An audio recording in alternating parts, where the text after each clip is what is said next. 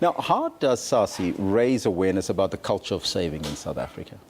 First, we try to, it's reminding more so of South Africans about what your requirements are as an individual and how you can go about that or resolving and attending to them without necessarily hurting yourself in the process.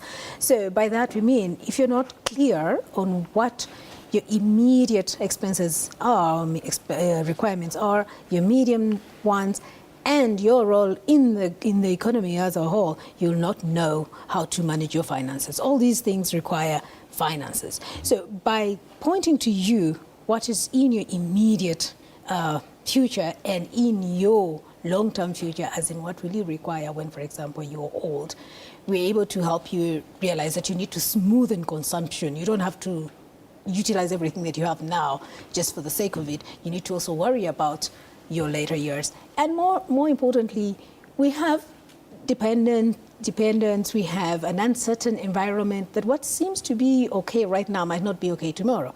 You're working today, tomorrow you might not be working, but you'll still need to feed, you still need to go for medical. So we try and bring to light the environment that you live in, the aspects around a human being and their well-being. Mm-hmm. And once we've put that in perspective, then we help you work around utilizing finances in a way that will help you live financially better. So it all comes down to budget, doesn't it? But many people find it very difficult to budget. So if I earn 1,000 rand, what do I do with 1,000 rand? They ask the question.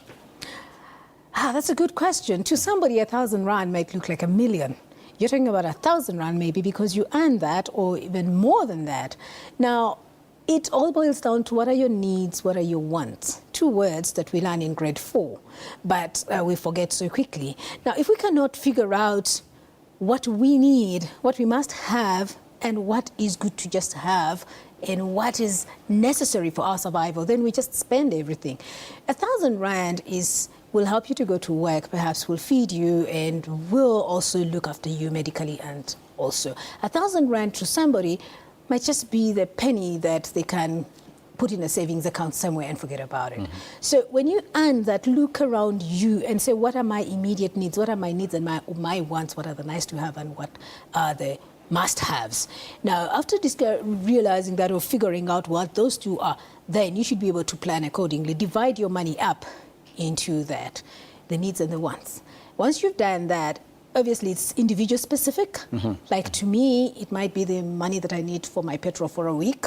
To somebody else, like I said, it's money that I can let go of. To another person, that's $1 million bucks. So it is individual specific. Mm-hmm. But put aside at least 10% of that amount and see that if any uncertainty befell me tomorrow, I should at least have something to utilize. Now, how can consumers avoid unnecessary consumption expenditure so as to better meet the obligations that follow immediately after the festive season, like school clothes and registration fees and that sort of thing? Because people go all out during the festive period. I'm going all out. But the difference is that I've planned for it. Mm-hmm. Okay, the first thing is let's have a list. Let's put down a list of what is it that I want to do.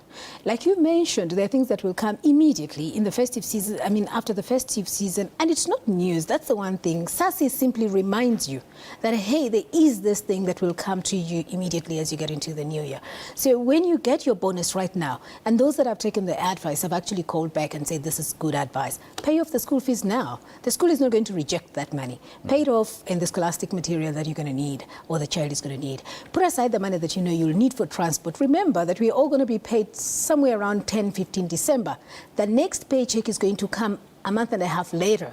So in between there, people struggle, and that's when they run to the machinistas, to the credit providers. Mm-hmm. So if you can put away that money that you specifically know, this is the amount that I need for transport. The uncertainty that befalls people is after merrymaking, you fall sick. There's that hangover. So there's some medical expenditures or expenses that you will incur there. So if you can take care of those out of your bonus now, then whatever remains, okay, feel free to start kind of spending. But without a list, I guarantee you, you're going to fall prey for, on the sale signs that are all over the place. Then you'll get into the take now, pay in February kind of thing. So take care of those immediate ones, and whatever remains, live within that If you can't afford to buy that present within that money, don't borrow to buy, because the person will never know whether you bought it 1,000 rand or 10 rand. Because there is a problem with buying on credit as well. Absolutely, and that's the thing that is killing us as South Africans, and it is what we have discovered that is hindering the savings per se. A person who doesn't save will have to borrow. When you borrow, it is difficult now to start saving. So these two are cousins, and we need to actually dissociate them for some reason. If we keep them together, we're going to have a problem here. If we cannot deal with our borrowing habits, we definitely are not going to see any advancement in saving.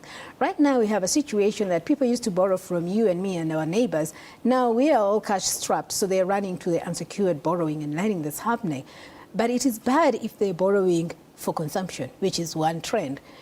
If you go and borrow, remember that the cost of even the dress that you're taking, the shoe that you're taking on credit, the car and the house, those things, I mean, the cost of that credit is high.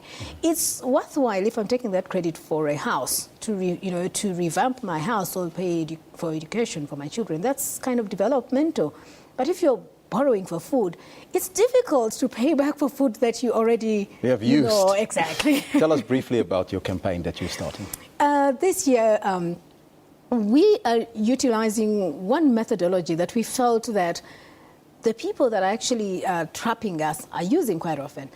Almost 99% of South Africans have cell phones, okay? And all of you can tell me that not a day passes by without you getting an SMS of, do you need credit? Nobody tells you about the obligations around that credit. And the dangers around that credit. So they'll give you that credit. Now, we are sitting back as responsible citizens, and we're not doing anything about that. So we are saying, if the lender can use the cell phone, I'm also going to use the cell phone. So that's one of the key things, the avenues we have used now. We're going to be sending the messages as well. So while you're getting the message of take credit, I'm also telling you on the other side, please be careful, spend wisely, and watch out for the cost of that credit around this season. So that's one of them, over and above going to the communities to meet the people. Thank you so much for your time, Ms. Elizabeth Lwanga-Nenziri, the CEO of the South African Savings Institute. Thank you for joining us in studio.